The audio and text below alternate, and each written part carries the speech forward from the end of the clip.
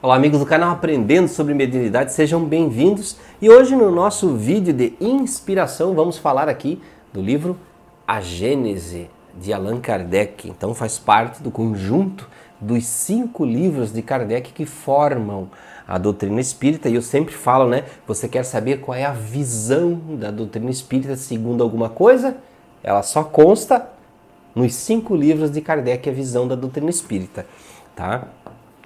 Então, meus amigos, vamos falar aqui, eu estou aqui na página 247, escolhi esse pedacinho aqui, que tem um subtítulo, O Espiritismo não faz milagres. O Espiritismo não faz milagres. E aqui tem o seguinte texto. O Espiritismo vem, por sua vez, fazer o que cada ciência fez no seu começo. Ou seja, revelar novas leis e explicar os fenômenos que estão sobre o domínio dessas leis. Já fazendo uma observação no início, olha o que ele diz aqui. O Espiritismo vem, por sua vez, fazer o que cada ciência faz no seu começo. Ele disse cada ciência, ele não disse cada religião. Kardec trata e sempre tratou o Espiritismo como uma ciência, tá? Com aspectos morais e com aspectos científicos, tá? Esses fenômenos então estão ligados à existência dos espíritos e à sua consequente intervenção no mundo material. Ora, dizem que é justamente nessa intervenção que consiste o sobrenatural. Mas então seria preciso provar que os espíritos e suas manifestações são contrárias às leis da natureza e que nessas manifestações não há e nem pode haver a ação de nenhuma dessas leis. O espírito é apenas a alma do homem que sobrevive à morte do corpo físico. É o ser principal, uma vez que ele não morre, enquanto o corpo de carne não passa de um acessório que se destrói. Portanto, a existência do espírito é tão natural durante o período em que ele está encarnado quanto depois. Ele está submetido às leis que regem o princípio espiritual. Assim, como o corpo físico está submetido às leis que regem o princípio material. Então viram que Kardec primeiro faz uma explanação que quando nós falamos de algo sobrenatural, é algo que está além das leis naturais, que está fora das leis naturais. E ele diz aqui que a manifestação dos espíritos é uma lei natural, ela é uma situação natural que ocorre no universo. Então não pode ser tratada como sobrenatural, tá? E ele continua: o princípio espiritual e o princípio material possuem necessariamente uma grande afinidade, visto que eles reagem incessantemente um sobre o outro. A ação simultânea que existe entre dois princípios tem como resultado o movimento e a harmonia do conjunto. Assim é possível dizer que a espiritualidade e a materialidade são duas partes de um mesmo todo, visto que tanto uma quanto a outra não são naturais e que a espiritualidade... que tanto uma quanto a outra são naturais e que a espiritualidade não é uma exceção, uma anomalia na ordem das coisas. Olha que importante o que ele falou. Espiritualidade e materialidade se completam, são mundos que estão em um mesmo círculo, tá? Tanto uma quanto a outra são naturais e a espiritualidade não é algo além, uma exceção, uma anormalidade ou uma paranormalidade, né? Então ela está dentro de um mundo natural, não é uma anomalia.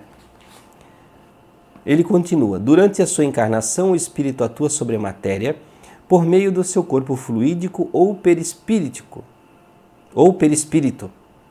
O mesmo ocorre quando ele não está encarnado. Como espírito, ele faz o que fazia o homem, na medida de suas capacidades.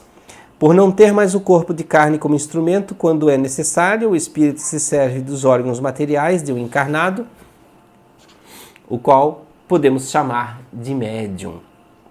O espírito procede, então, como alguém que, não podendo escrever por si mesmo, se vale de um secretário, ou que, não sabendo uma língua, recorre a um intérprete. Ele está falando dos médiuns, né?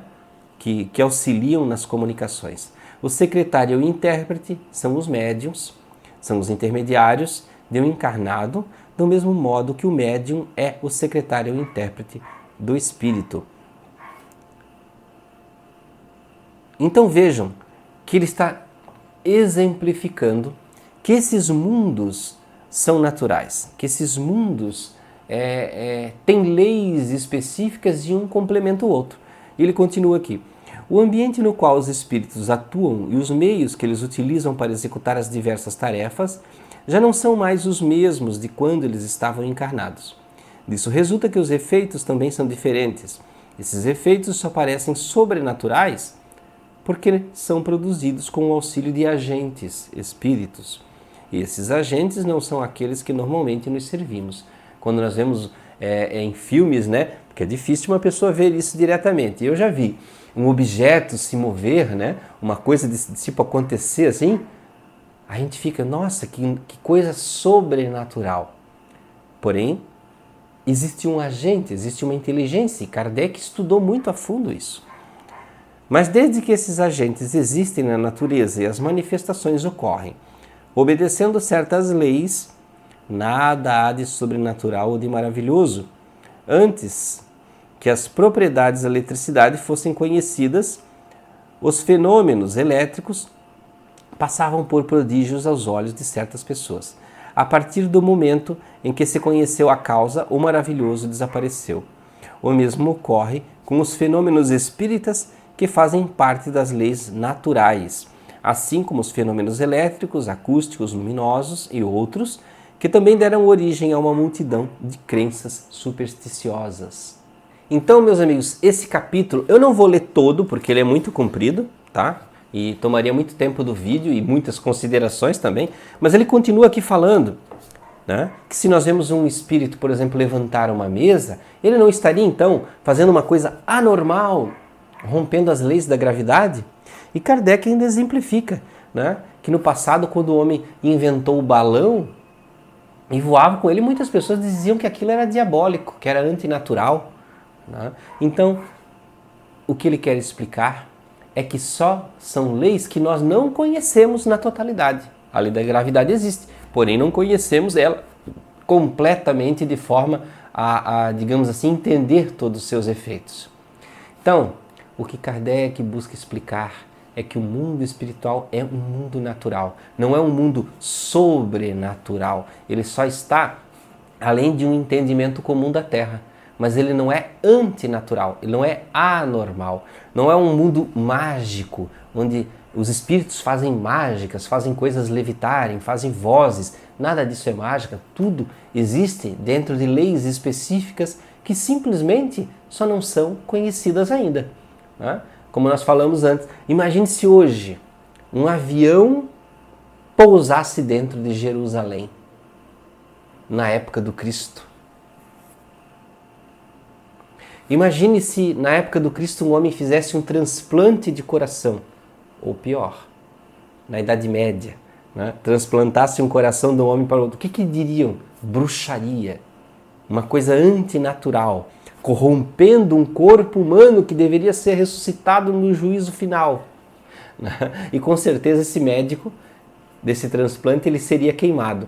Então, quantas coisas que com o passar do tempo deixam de ser antinaturais, sobrenaturais, magias e se tornam ciência, se tornam entendimento comum.